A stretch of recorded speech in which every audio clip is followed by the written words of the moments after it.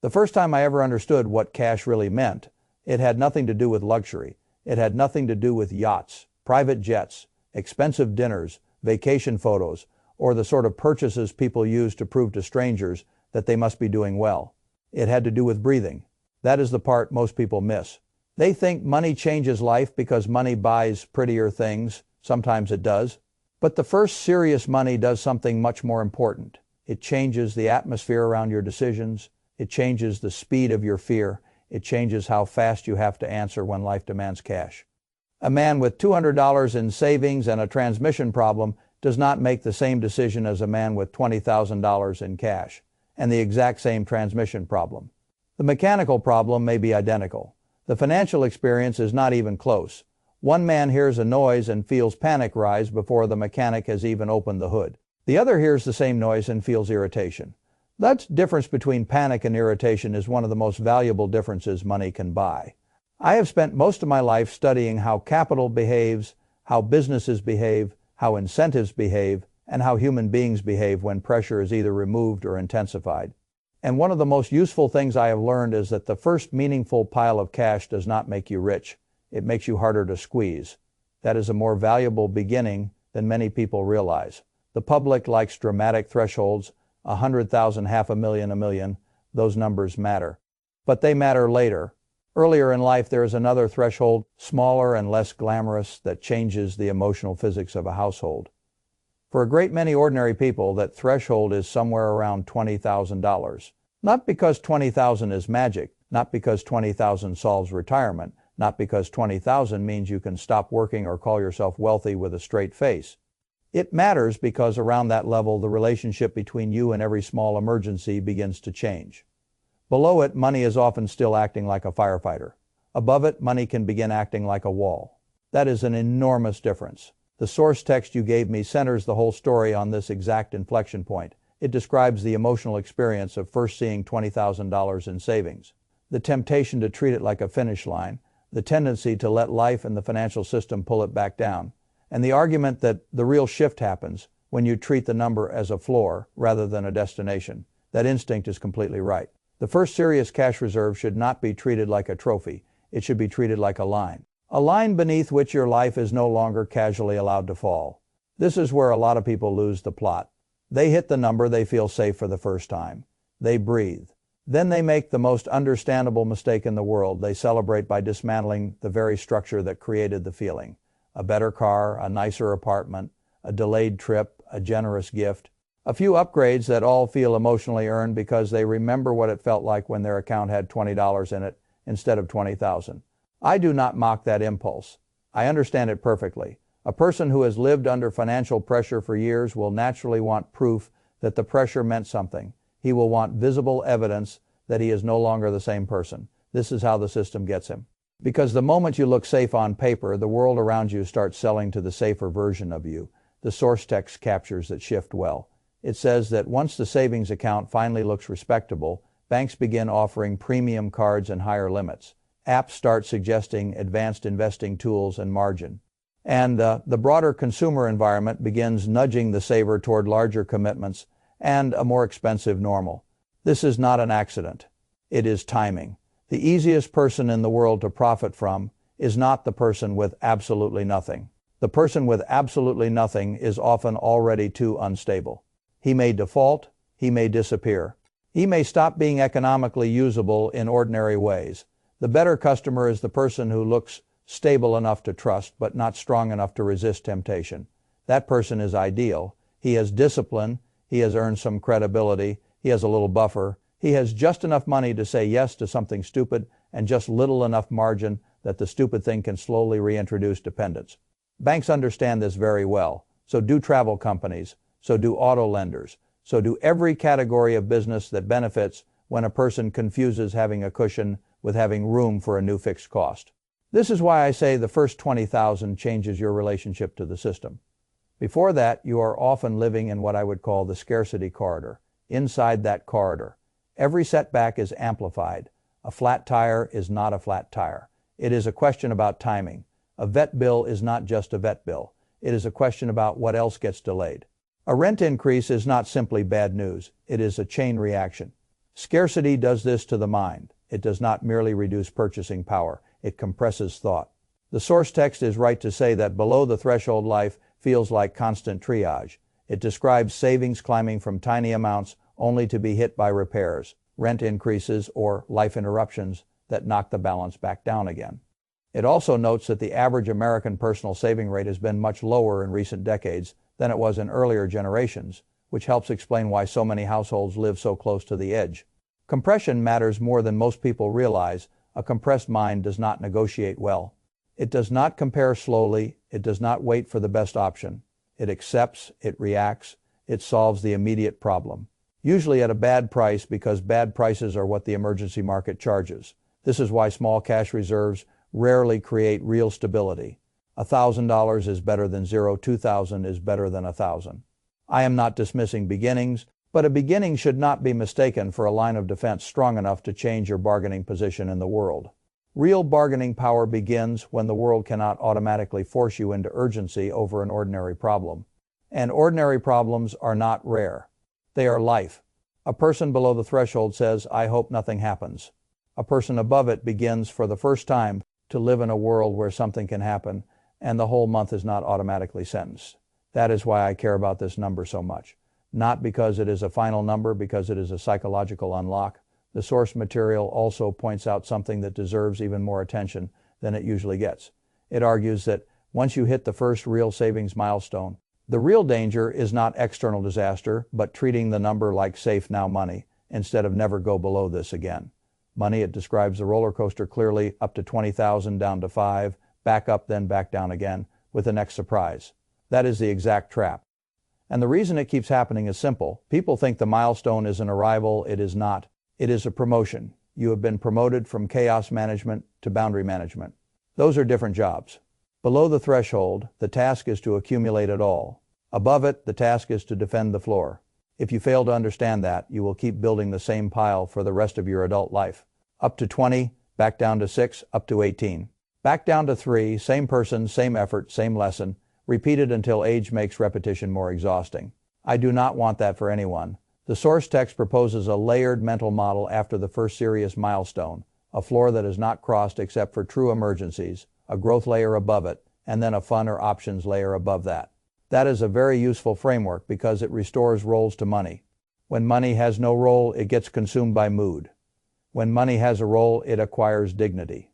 The floor is not a pool of cash waiting to justify your latest temptation. It is not celebration money. It is not "I finally made it" money. It is structural money. The growth layer is different. Its purpose is expansion, investment, future optionality, longer range freedom. Then above that, if the arithmetic allows, comes life, enhancing use, fun travel, experiments, education, a move, a career shift, real enjoyment. The problem is not enjoyment. The problem is stealing from the floor to fund enjoyment and calling it balance. That is not balance. That is raiding your own foundation. I want to say something here that many people... The purpose of the first serious savings pile is not to make you feel rich. It is to stop the world from making you feel cheap. That is a profound difference. Cheapness is what life feels like when every institution can smell your urgency. The repair shop can feel it, the lender can feel it, the dealer can feel it, the employer can feel it, the landlord can feel it. The entire economy prices urgency. And until you have enough reserve to wait, compare, refuse, and walk away, you are often paying more, not just in interest, but in everything. This is another reason the threshold matters so much. It changes your negotiating position, even when no negotiation is formally taking place. The source text briefly hints at this when it talks about better options becoming visible once the floor exists. It mentions things like moving cities, taking time between jobs, or working less out of necessity and more out of choice. That is one of the most beautiful effects of a serious cash floor. It widens your option set. Before the floor, you may technically have choices, but many of them are fiction because the cost of one wrong move is too high. After the floor, options become more real. This is why I often say money is not only purchasing power, money is refusal power. It is the right to decline a bad offer, a bad loan, a bad job, a bad landlord, a bad urgency tax. That kind of power matters more than 1,000 little comforts bought too early. Now let us talk about the math of phase 2, because this is where people either become adults with money or remain children who occasionally touched a large balance. The source text explains that once the first 20,000 is reached, the next phase is different because compounding begins to feel less theoretical. A 10% return on 20,000 is $2,000, which is no longer meaningless. While consistent monthly contributions plus returns make the next pile come faster than the first. That is exactly right. Compounding does not become magical at 20,000, but it stops being purely humiliating at tiny balances. Almost all visible progress comes from your own deposits. The market-esque contribution exists, but emotionally it feels small. At 20,000, now the machine can at least be felt. Not enough to retire you, enough to matter, enough to make the slope visibly different. That is an important moment because the saver finally learns a new lesson. He is no longer dragging the whole future alone. The pile is beginning to help, and that is why the floor must be defended so carefully. A pile that is repeatedly torn down never gets old enough to become useful. A person who keeps uprooting his own tree to survive every season never discovers what shade feels like. That is what the source text means when it says many people keep ripping up the roots by dipping back down again and again. You do not have to be reckless to destroy compounding. You only have to be unstructured. Unstructured people are always one persuasive justification away from harming their own future. That is why I prefer rules. Rules protect the future from the present self's eloquence. The present self is a very good lawyer. He can justify almost anything. I deserve this. It has been hard. I will make it back. This is what savings are for. This is not a big deal. I can start again next month. Every one of those sentences has ruined real progress. Not because enjoyment is sinful, because the wrong money was assigned to the wrong purpose. This is why I say the first serious cash reserve should change not only your balance but your language. You must stop saying, I have 20,000. You must begin saying, my floor is 20,000. That is a very different sentence. Possession invites use, a floor implies defense. And defense comes before growth. The source material also spends time on lifestyle creep, and rightly so. It points out that after a person finally reaches the first meaningful milestone, he often starts relaxing exactly the behaviors that got him there. Better meals, better clothes, better apartment, better baseline, not outrageous spending. Just a drift upward until the extra margin disappears. That is the quiet killer. People fear the dramatic mistake, the speculative trade, the giant vacation, the stupid car. Those things matter. But lifestyle creep is more dangerous because it is polite. It does not feel like a mistake. It feels like adulthood. It feels like reward. It feels like finally living. This is why it is so hard to resist. No one wakes up and says, today I will sabotage my future by normalizing a slightly more expensive version of every category in my life. They just loosen a little, then a little more. And because the new costs are spread across categories, nothing feels outrageous in isolation, but the margin dies, and without margin, the floor becomes the backup plan again. That is the definition of phase one living. The floor should not be the backup plan for your drifting lifestyle. It should be the untouchable line beneath the lifestyle. That is a completely different structure. Now, let me say something about investments, because this is where many savers get bored and begin manufacturing interesting ways to hurt themselves. The source text wisely separates the floor from the growth layer and suggests keeping the growth layer in boring, diversified, low-cost investments rather than in concentrated speculation. It warns against turning the new milestone into a reason to swing harder. That is an adult distinction. The floor should not be dancing around in risky assets, not because risk is evil, because the floor has a different job. A floor that can lose 30 or 40% in a bad month is not a floor in the practical household sense. It is a hope. Hope is not cash. I like boring money when the money is supposed to be stabilizing the life. Boring money is underappreciated because it does not flatter the ego. It does not make you feel like a genius. It just works. And working quietly is what money should do once its role is clear. The growth layer is where long-term productive ownership belongs. Broad, low-cost equity exposure for many people. Cash-flowing real assets for those who truly understand them. Perhaps other productive claims depending on competence and circumstance, but even there the point is not excitement. The point is that the money above the floor now has a job. Grow. Do not become new insecurity. Do not become ego theater. Do not become a recreational gamble masquerading as financial sophistication. The first serious milestone is not permission to get clever. It is permission to get more structured. Then there is the options layer, which I think the source text handles well because it refuses the fake purity of saying life should contain no enjoyment at all. It argues that money should eventually buy some actual life improvement, but the fund comes from above the floor, not from inside it. That is exactly right. Money should improve life. I have no interest in a philosophy that worships deprivation for its own sake.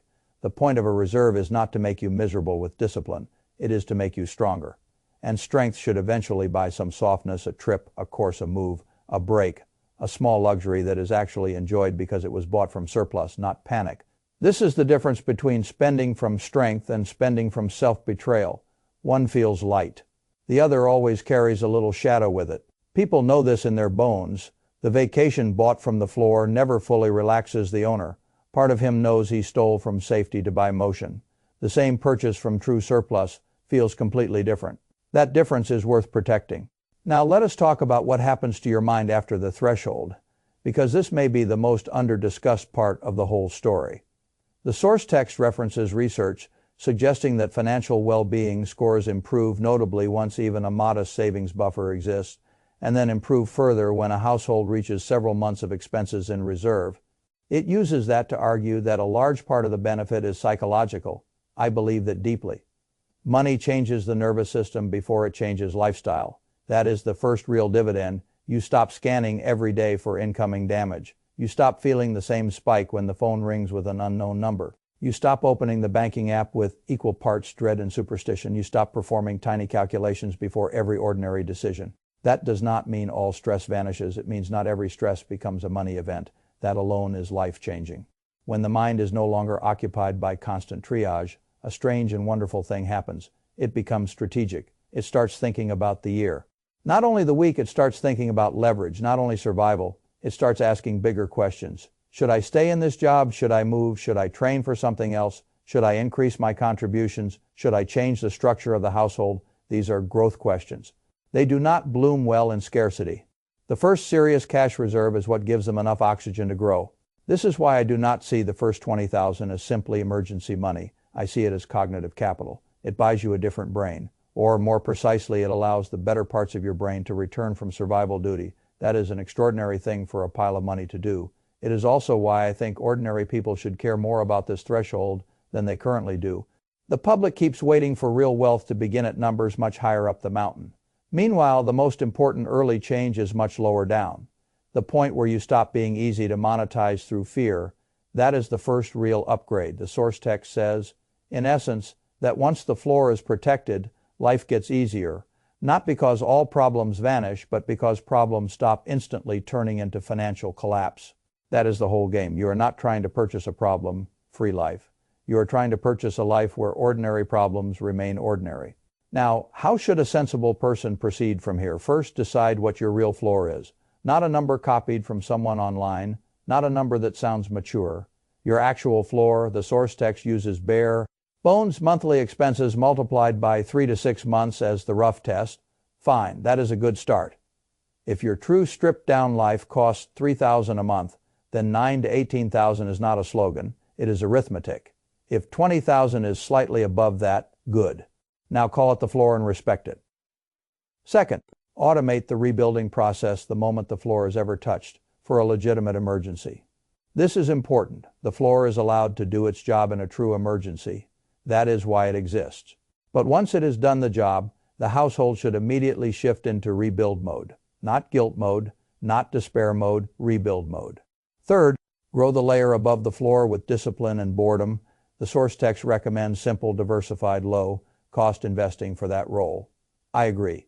Do not turn growth into entertainment. Do not turn it into ego. Turn it into a machine. Fourth, be suspicious of every entity that becomes more interested in you the moment you finally look safer. Banks, apps, dealers, lenders. This is where your financial life gets tested. The world is not celebrating your milestone. It is repricing your profitability. That is a very useful truth to remember. Fifth, use money to buy options before you use it to buy optics. Options are worth much more. A little runway before switching jobs. The ability to refuse a bad boss. The ability to take a smart risk. The ability to survive a slower season without crawling back into desperation debt. Those things matter. Optics are cheap by comparison. They photograph well. They do not protect much. And finally, remember that the floor is not the finish line. It is level 1. The source text says this explicitly, and it is perhaps the single most important sentence in the whole source.